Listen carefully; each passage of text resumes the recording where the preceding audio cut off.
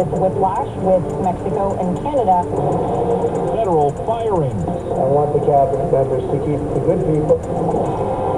SpaceX failure. It's really odd to see something moving like that through the sky. Good morning, I'm Steve Kathan with the CBS World News Roundup. Mixed signals from Washington as President Trump pauses new tariffs targeting Mexico and Canada for a second time. CBS News correspondent Ed O'Keefe. The one-month pause announced Thursday applies to all goods traded as part of the U.S.-Mexico-Canada trade agreement signed during Trump's first term. It covers about 38% of Canadian imports and nearly 50% of Mexican imports. In response, Canada called off its threatened retaliatory tariffs. Doug Ford is premier, or the head of Ontario. The province feeds electricity to Minnesota, Michigan, and New York. He says he's slapping a 25% tariff on that power starting Monday until Trump calls off the tariff war for good. It's the last thing I want to do. But you have to understand that you can't attack our country economically and expect us to roll over. And there's one person to be blamed, and that's President Trump. Tariffs against China are still in place. In Beijing, CBS's Anna Corin reports the government there called them arbitrary and two-faced. China's Foreign Minister Wang Yi addressed the media today, vowing that Beijing will, quote, resolutely counter U.S. tariffs.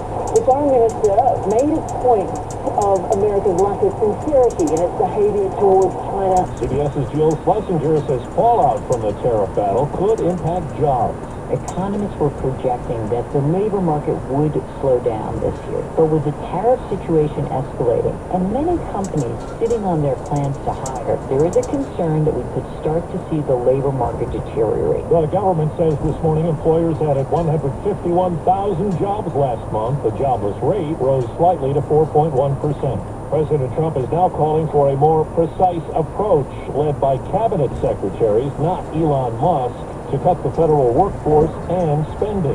CBS's Nancy Cordes.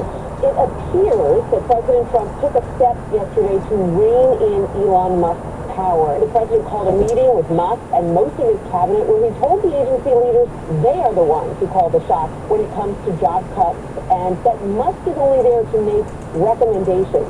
Now, that's not how it has worked up until now. Cabinet members have sometimes found themselves overruled by Musk. Now, Trump says it's important to keep the best and most productive people, and that it may be best to use a scalpel rather than a hatchet. A SpaceX Starship test rocket broke apart after launch, temporarily halting flights at 2 Florida airports as debris rained down. CBS's Mark Strassman says it's the second time in 2 months this sort of thing has happened. What is going on right now? Those sparks over the sky sparked many questions. Oh, my God. It was the 8th test flight of the world's largest and most powerful rocket, but it didn't fly far after lifting off from Boca Chica, Texas. Stage separation. It did fly its first stage booster back into the chopstick-like arms of its launch tower as planned and seemingly perfect.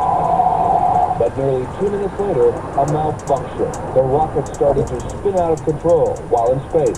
Overseas, CBS's Deborah Patta spoke to a Hamas leader about talks to extend the Gaza ceasefire. Senior Hamas official Bashir al-Masri says they have no intention of leaving. Well, they don't want to rule Gaza. After the war, they will not disarm until there is a Palestinian state. Hamas is a legitimate resistance movement, he said, and we won't abandon our weapons.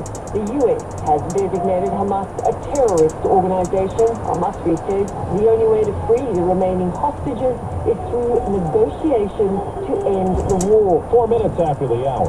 Well, that's today's news. Today's news. I didn't hear any good news, did you?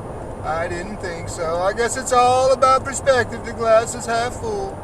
Well, as always, I want to thank you again for coming along with me on these dash cam news adventures.